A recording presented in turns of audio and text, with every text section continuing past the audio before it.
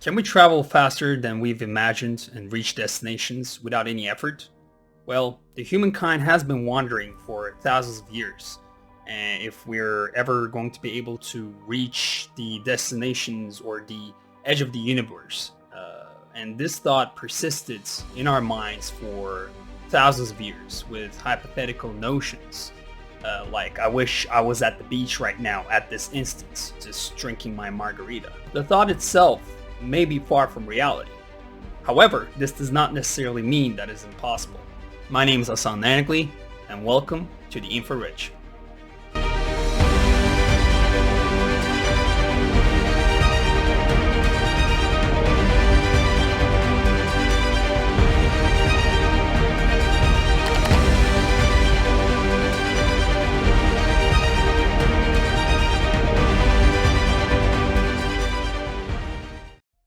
So what actually is teleportation?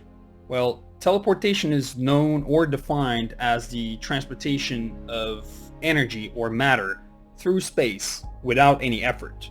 And sometimes some people argue that teleportation is synonymous with time traveling, as the travel distance is made without the cost of the energy.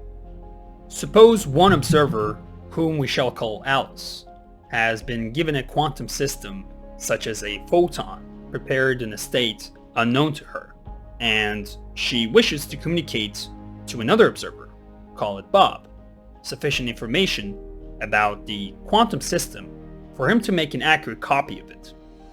Knowing the state itself would be sufficient information, but in general, there's no way to learn it. Only if Alice knows beforehand that it belongs to a given set can she make a measurement whose result will allow her to make an accurate copy of it. Conversely, if the possibilities include two or more states, then no measurement will yield sufficient information to prepare a perfectly accurate copy. So this whole mumbo jumbo that you just listened to is pretty much means that if Alice wants to communicate the information on the gift that she will send to the person that we call Bob, accurate enough so that he will make an exact copy of it. But here's the catch.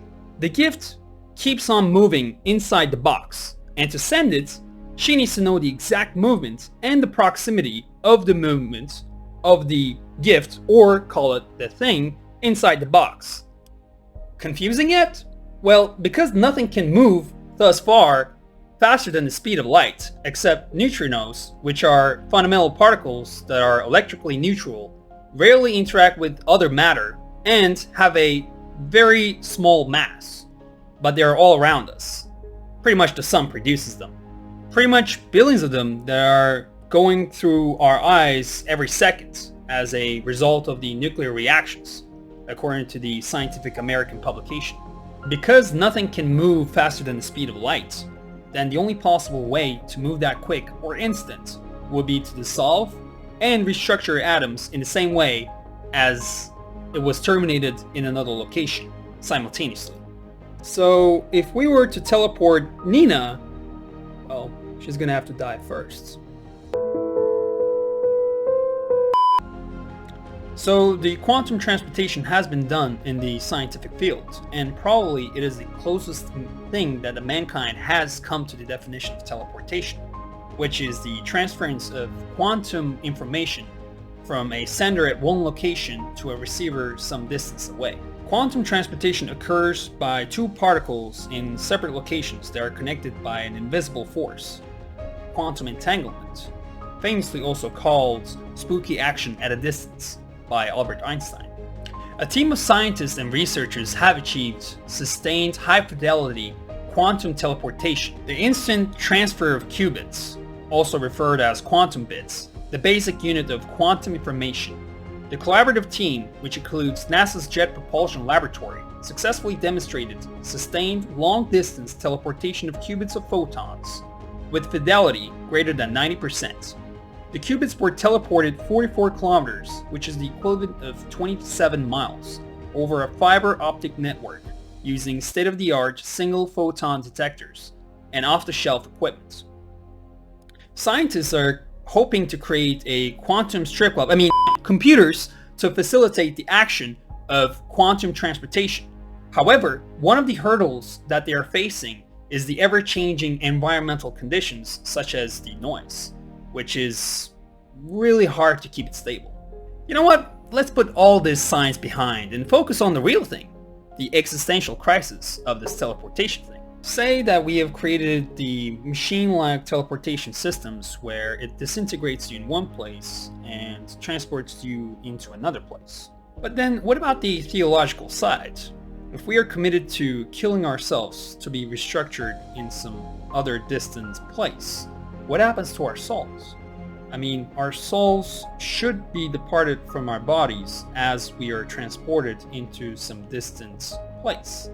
Although you're here again, so this does beg the question, are we only made of a web of sequential information that is coursing in our brains?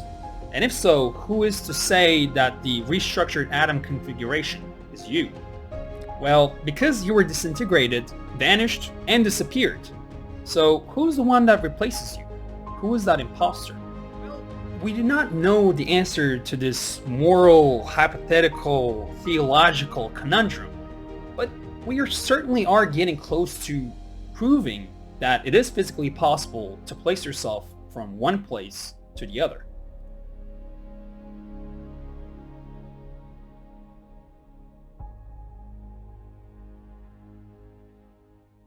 To leave you with famous words from Lil Wayne, I tried to pay attention, but the attention paid me.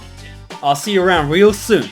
And by the way, be good to yourselves, because you deserve it. Peace. Now let me welcome everybody to the Wild Wild West, a state that's untouchable like Elliot Ness. The track